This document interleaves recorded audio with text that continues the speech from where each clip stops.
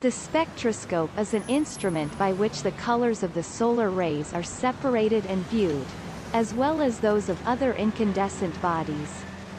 By it, not only the elements of the heavenly bodies have been determined, but remarkable results have been had in analyzing well-known metals and discovering new ones. Its powers and its principles have been so developed during the century by the discoveries, inventions and investigations of Herschel, Wollaston, Fraunhofer, Bronson and Kirchhoff, Steinheil, Tyndall, Huggins, Draper and others, that spectrum analysis has grown from the separation of light into its colors by the prism of Newton, to what Dr. Huggins has aptly termed, a new sense.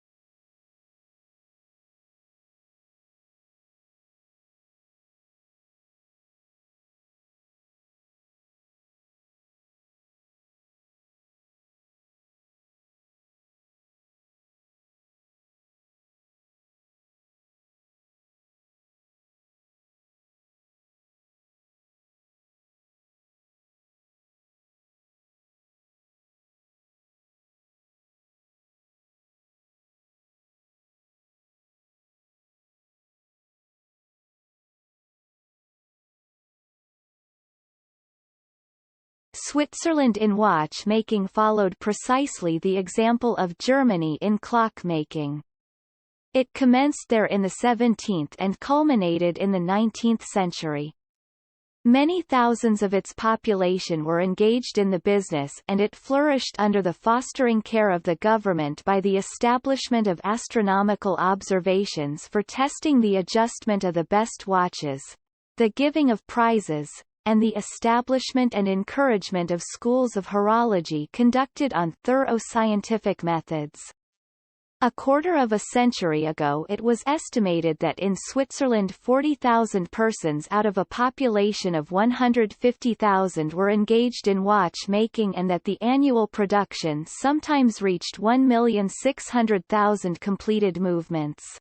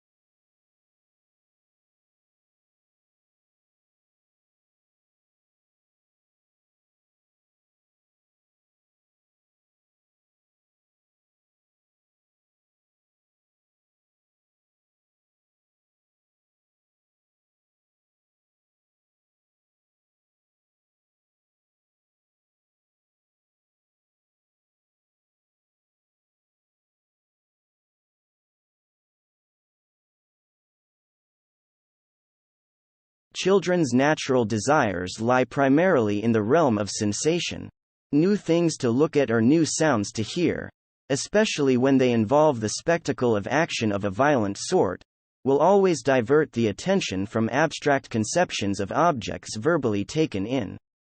The grimace that one student makes, the spitballs that another is ready to throw, the dog fighting in the street, or the ringing of distant fire engine, these are the rivals with which the powers of the teacher to be interesting have to cope incessantly. The child will always be more concerned in what a teacher is doing than what the same teacher is saying. The children are relaxed and attentive during experiments or when the teacher is drawing on the blackboard.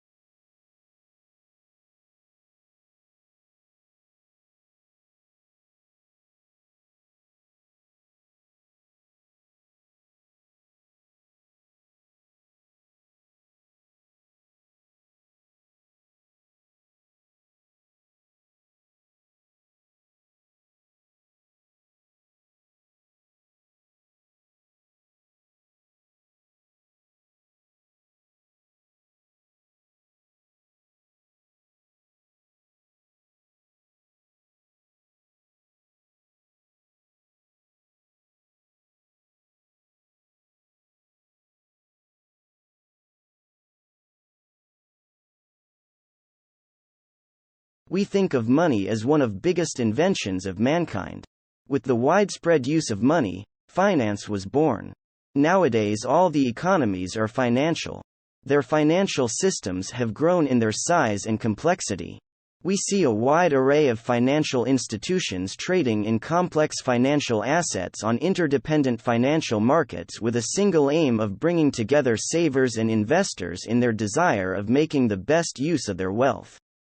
Development of financial systems has thus become a close companion of general economic development. At the top of these financial systems are modern central banks with a difficult task of using money as a steering wheel between the dangers of inflation and recessions.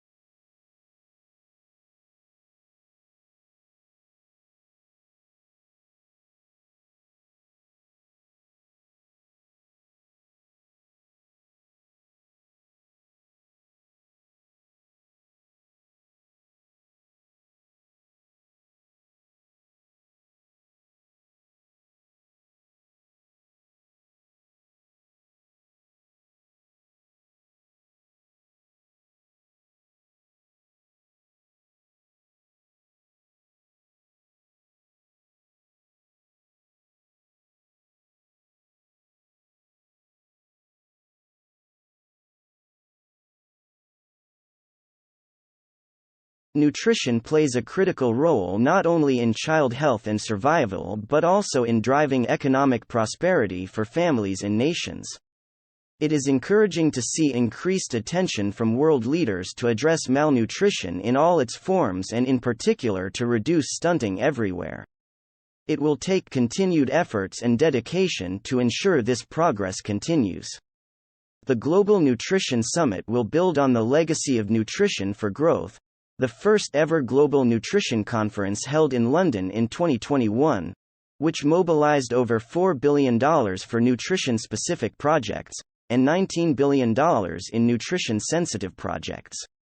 The summit will foster dialogue around emerging issues such as cities as innovator hubs, sustainable food systems for optimal nutrition, and gender, health, and nutrition.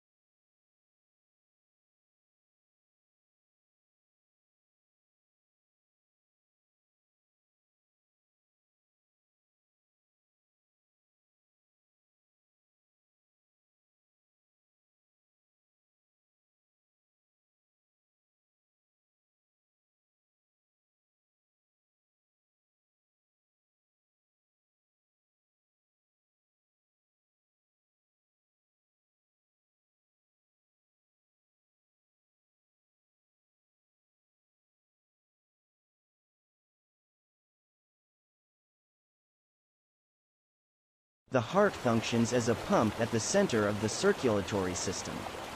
In humans, it is located in the chest cavity, between the lungs, a bit to the left. The heart consists of 4 chambers surrounded by a very strong muscular wall, the myocardium. The upper chambers, the right and left atria, receive blood entering the heart, and the lower chambers, the right and left ventricles, pump the blood out of the heart, via the pulmonary and the systemic circulatory systems. The two systems work as follows. Blood from the body enters the right atrium, is passed into the right ventricle and from there is propelled through the pulmonary artery to the lungs. In the lungs the blood releases carbon dioxide and absorbs oxygen and is then transported back to the heart into the left atrium.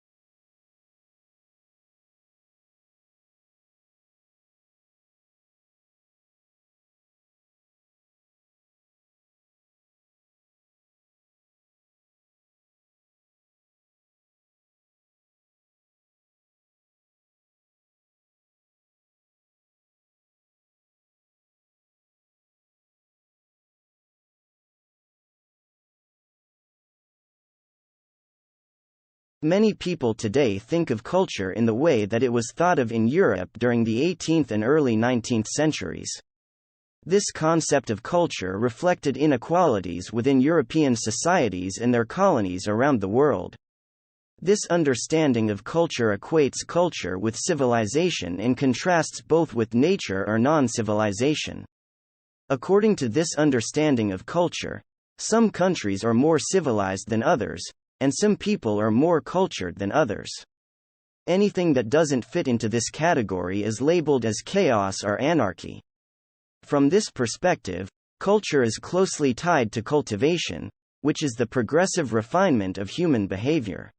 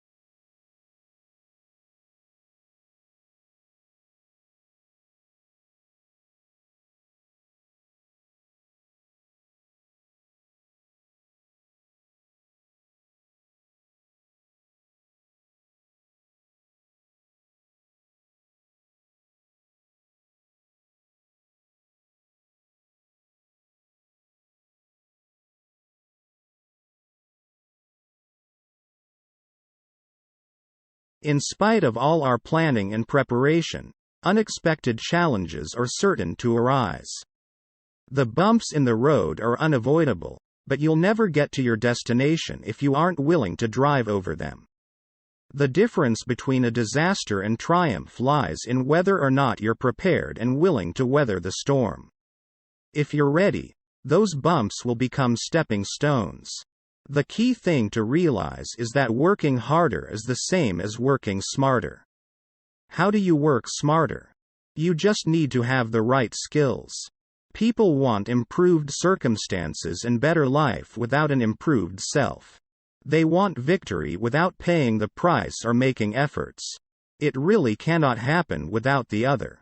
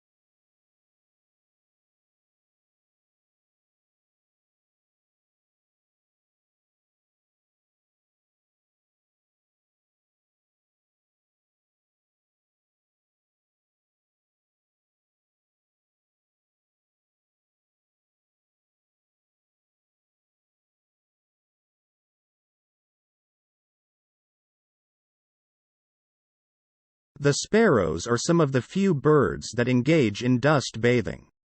Sparrows will first scratch a hole in the ground with their feet, then lie in it and fling dirt or sand over their bodies with flicks of their wings. Many birds, particularly game birds and sparrows, take dust baths as part of their regular preening. The dust helps dislodge parasites and absorbs excess preen oil so feathers are not heavily coated. Birds that do not bathe in water are more likely to use dust baths frequently, but many birds use both types of bathing. They will also bathe in water, or in dry or melting snow. Water bathing is similar to dust bathing, with the sparrow standing in shallow water and flicking water over its back with its wings, and also ducking its head under the water.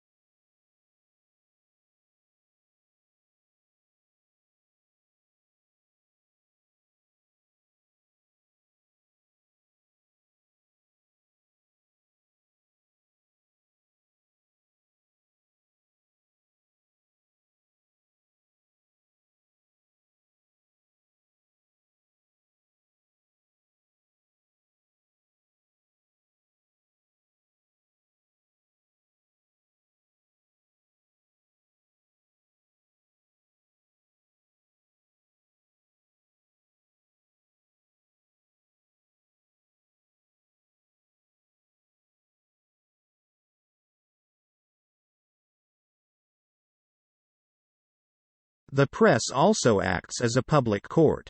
All evils, corruptions, vices, scandals, etc. are given publicity and brought forth to the public through the medium of newspapers. The pressure of public opinion can be brought to bear upon the doers of evil and injustice. The oppressed and the downtrodden may easily demand justice at the bar of public opinion. Again, to build a nation, it becomes necessary to spread ideas of liberty and independence among the masses. The real freedom of a country is never possible without the upliftment of the people. Politicians as well as economists can circulate their ideas through newspapers, as they reach the most distant corners in the shortest possible time. Newspapers also tell people what their rights are and teach them how they can protect and exercise their rights.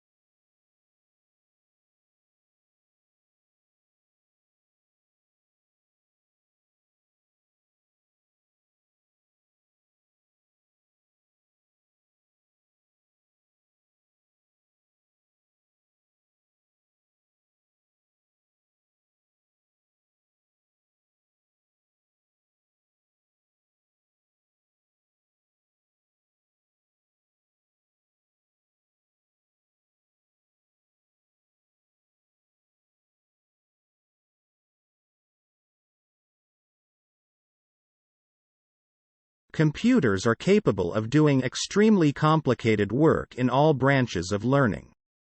They can solve the most complex mathematical problems or put thousands of unrelated facts in order. These machines can be put to varied uses. For instance, they can provide information on the best way to prevent traffic jams. This whole process by which machines can be used to work for us has been called automation. In the future, automation may enable human beings to enjoy more leisure than they do today. The coming of automation is bound to have important social consequences. There is no possibility that human beings will be controlled by machines. Though computers are capable of learning from their mistakes and improving on their performance, they need detailed instructions from human beings to operate.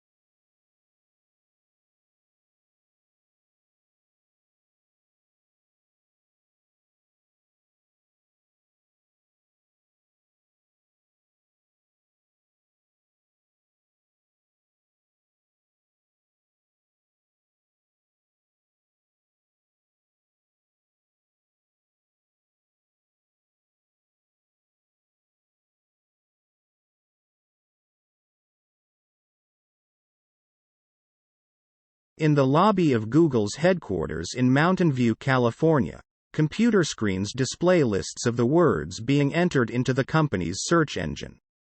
Although Google says the system is designed to filter out any scandalous or potentially compromising queries, the fact that even a fraction of searches can be seen by visitors to the world's biggest search company is likely to come as a shock to Internet users who think of web browsing as a private affair.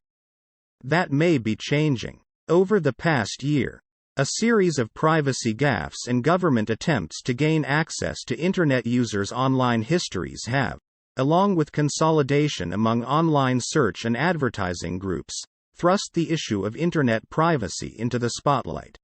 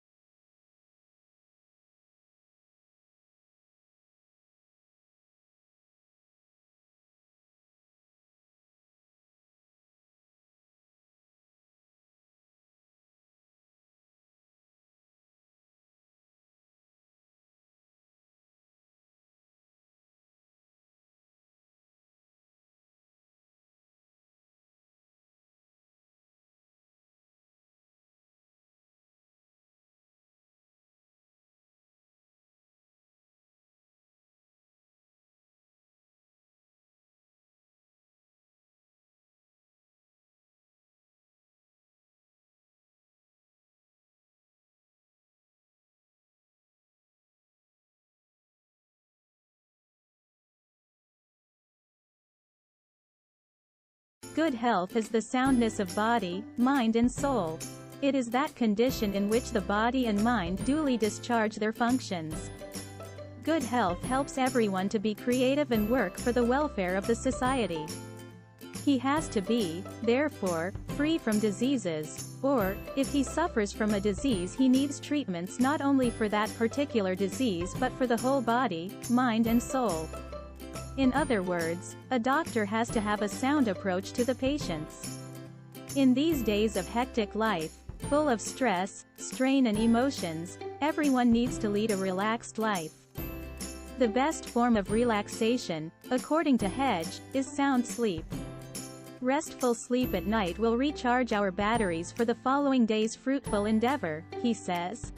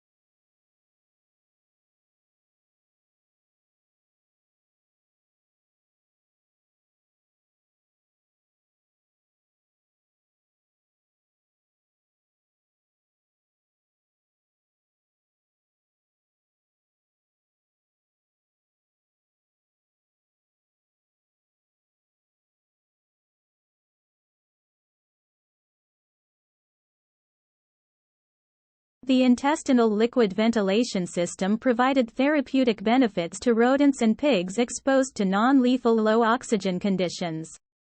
Mice receiving intestinal ventilation could walk farther in a 10% oxygen chamber, and more oxygen reached their heart, compared to mice that did not receive intestinal ventilation. Similar results were evident in pigs.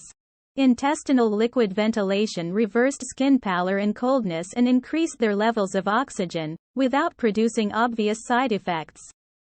Taken together, the results show that this strategy is effective in providing oxygen that reaches circulation and alleviates respiratory failure symptoms in 2 mammalian model systems.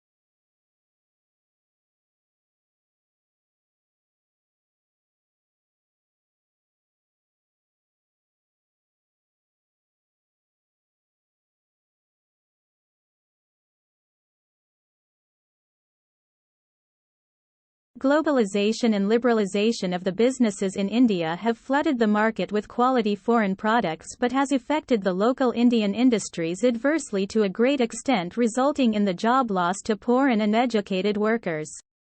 Globalization has been a bonanza for the consumers, however, a loss to the small-scale Indian producers.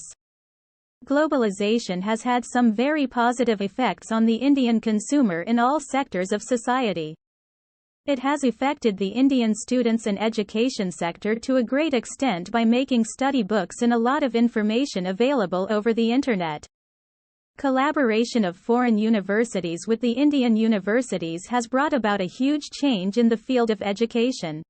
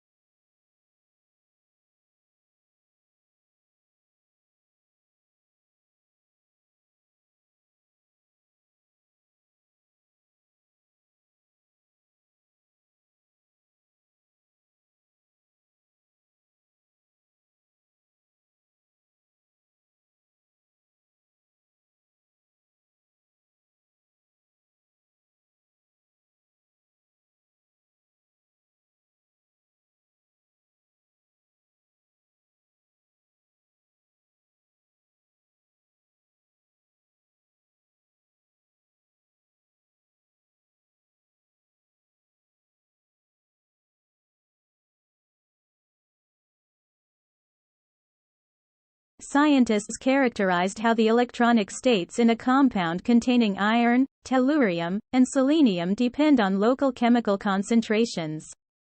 They discovered that superconductivity, conducting electricity without resistance, along with distinct magnetic correlations, appears when the local concentration of iron is sufficiently low.